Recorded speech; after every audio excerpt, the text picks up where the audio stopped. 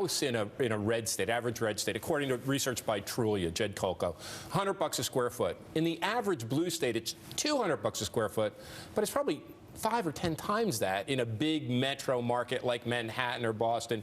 So really, this middle-class lifestyle that I grew up in New Jersey, by the way, is out of reach for working and middle-class people in the blue states. Red states, whether you like it or not, are delivering that to their folks. Now, in terms of inequality, there's a great chart in the piece, which I think we have. Over time, you've seen the shift in inequality move from mostly red states in 1979 to blue states today. Is that an effect of government, or is that an effect of economics, the business cycle, and the market?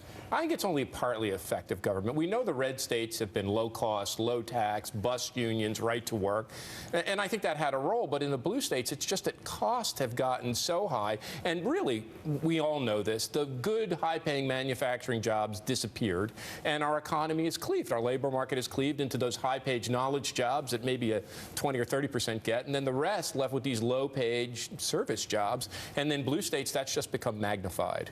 Yeah, Richard, I found the piece very interesting. I think it hits at the heart of the debate we're having in this country right now in terms of how to move forward with the economy. There are really pros and cons as you lay out to both, which is why there's an opening for both parties to reach people with that economic message if they get it right. One thing that stood out to me, though, from the piece is that blue and red states depend on each other, that we can't have a country that's all red or all blue. They actually rely on each other to survive. I think there's two things. One, I think for folks who live in the blue states, what's the matter with Kansas? What's the matter with the red states? How are these people voting this in? They're voting it in partly because it's delivering them a high-quality way of life. So it makes perfect sense. It's not irrational. The second point, though, is the red states have these economies that are based on suburban sprawl and building a lot of homes and fracking.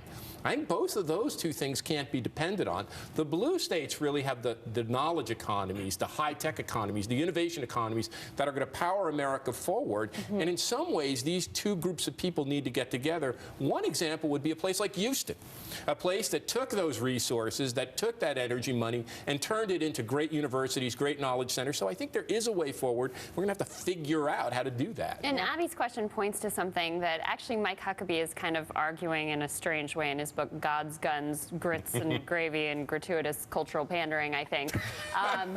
I mean, he makes this, I think, very simplistic argument that in the red flyover state, it's the bubbas, and on the coast, it's the people living in the bubble.